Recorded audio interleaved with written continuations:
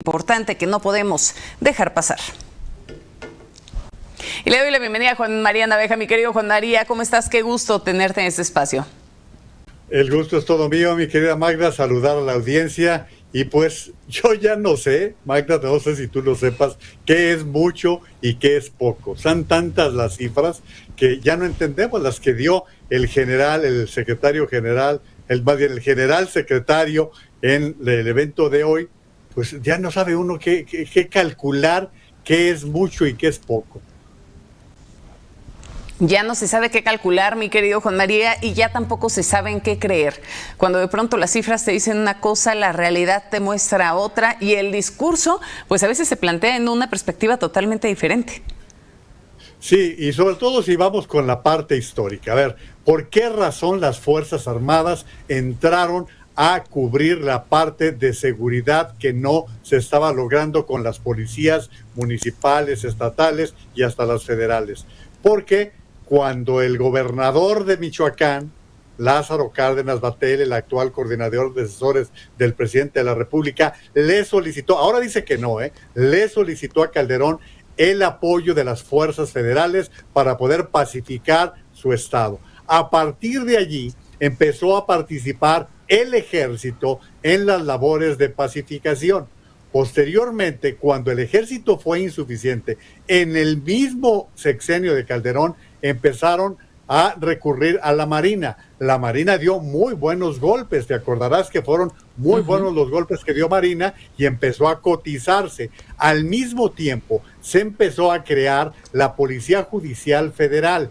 Yo no sé si fue un éxito o no lo fue, pero por lo menos se integró un equipo como de 40,000 elementos con una capacitación por allá por San Luis Potosí.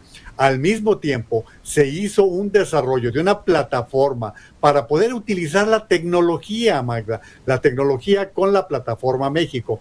Todo esto ocurrió con Calderón, quien empezó esa parte de la militarización, y habrá que decirlo, mucha gente le dijo a Calderón que había necesidad de hacer trabajos sociales, de lo que se dice ahora, ¿no? De ir tras las causas para poder dar pasos hacia adelante. Eso se dijo en aquel tiempo. Posteriormente, con Peña Nieto, se habló de la gendarmería, y la gendarmería utilizó al ejército, a la policía, pero ya no le dio seguimiento a la plataforma México, que hoy, Magda, nos estaría ayudando muchísimo, sobre todo en temas como desaparecidos, porque se estaba logrando una base de datos de toda la República para poder tener suficiente información de delincuentes y no delincuentes. Eso se estaba consiguiendo. Se tomó la decisión de incorporar la parte de seguridad a la parte del interior, que era la Secretaría de Gobernación, y pues todo este paquetote se le dejó a Miguel Ángel Osorio Chong, que como vimos, nomás no funcionó. Durante toda su campaña, y es más, durante sus 3 campañas, López Obrador criticó la presencia de los militares, recordarás, inclusive que con el general Cienfuegos tuvo un desacuerdo muy fuerte, ya siendo presidente electo, porque los militares querían que quedase bien establecido en la ley cuál era su participación.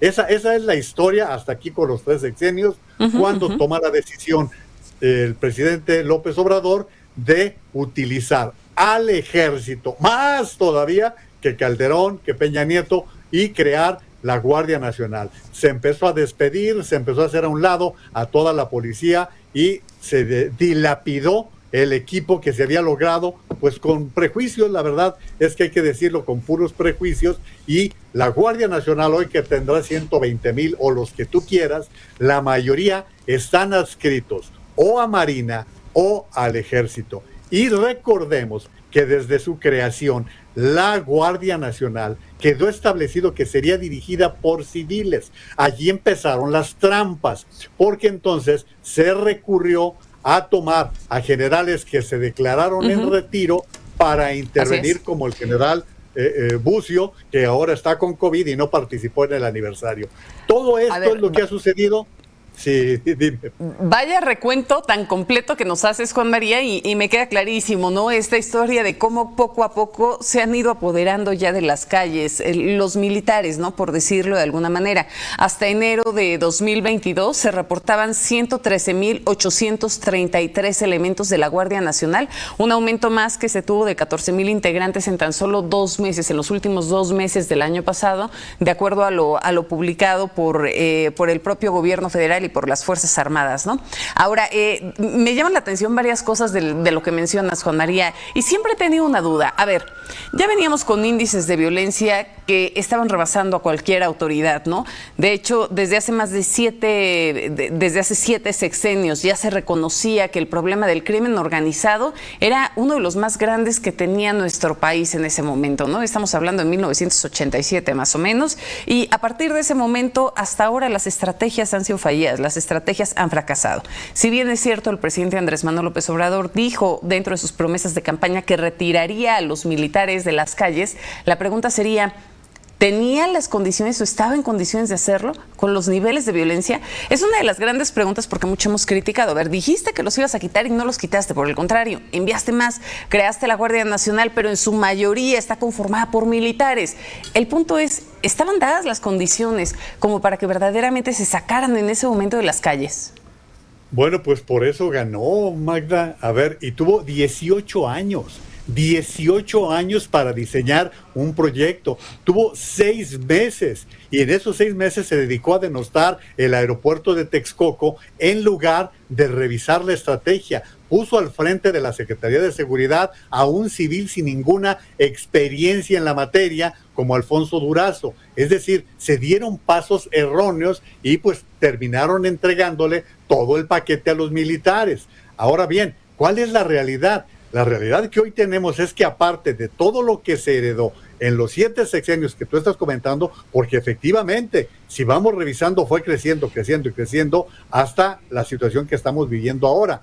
Lo grave, mi querida Magda, es que ahora vemos cómo los cárteles se apoderaron de procesos electorales, que el proceso electoral de todo el Pacífico, desde Guerrero hasta las Baja Californias, estuvo plagado de participación de los grupos criminales, particularmente el cártel de Sinaloa, sin dejar de lado el cártel Jalisco Nueva Generación. Esto es grave. ¿Por qué? Porque entonces estamos llevando al país a un narcoestado del cual difícilmente vamos a sacudirnos. Uno, del peso que tienen los narcotraficantes en la designación de policías, en el control de policías, en la corrupción, vamos poniéndolo totalmente de esa manera, y toda la responsabilidad que se le ha dado a las Fuerzas Armadas.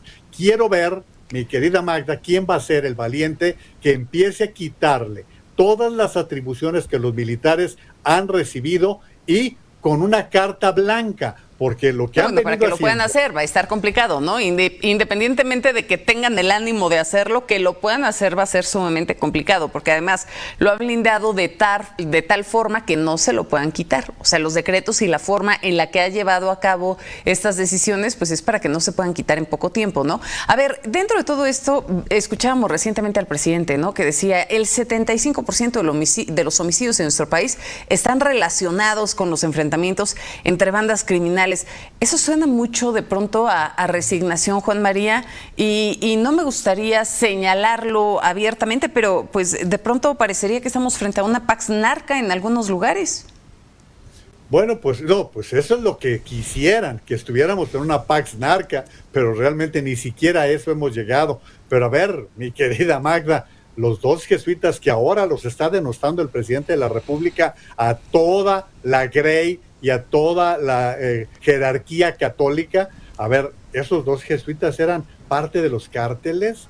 El periodista Antonio de la Cruz era parte de los cárteles. Los policías de Nuevo León y de Jalisco que fueron asesinados la semana pasada eran parte de los cárteles.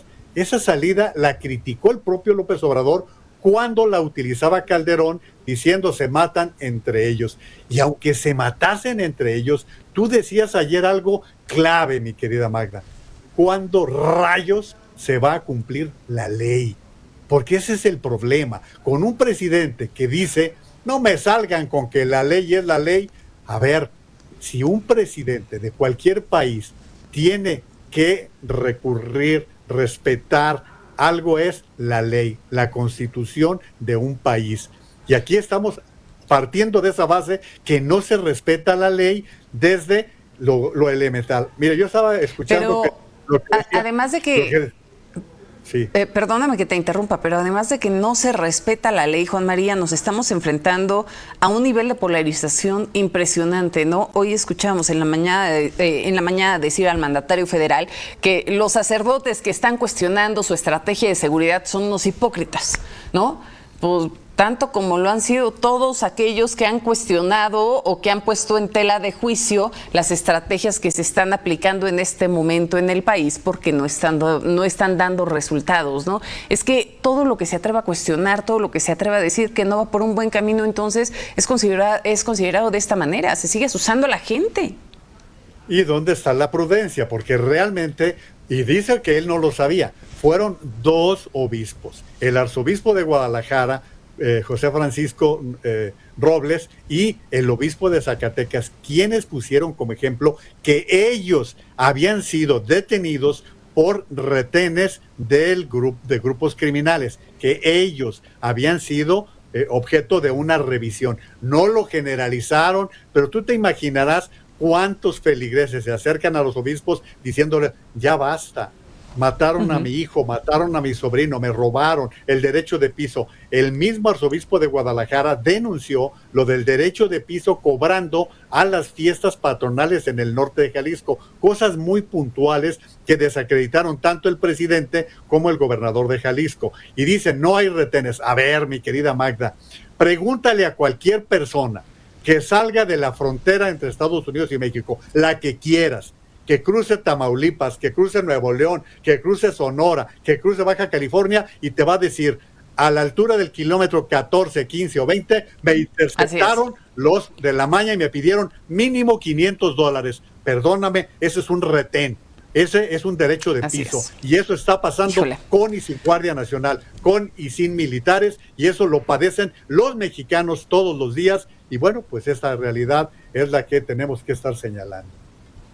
Caemos en el mismo punto, no se hace valer la ley y de ahí los tremendos problemas que tenemos encima. Muchísimas gracias, querido Juan María, te veo y te escucho mañana. Me dará muchísimo gusto, mi querida Magda, que pasen un feliz jueves.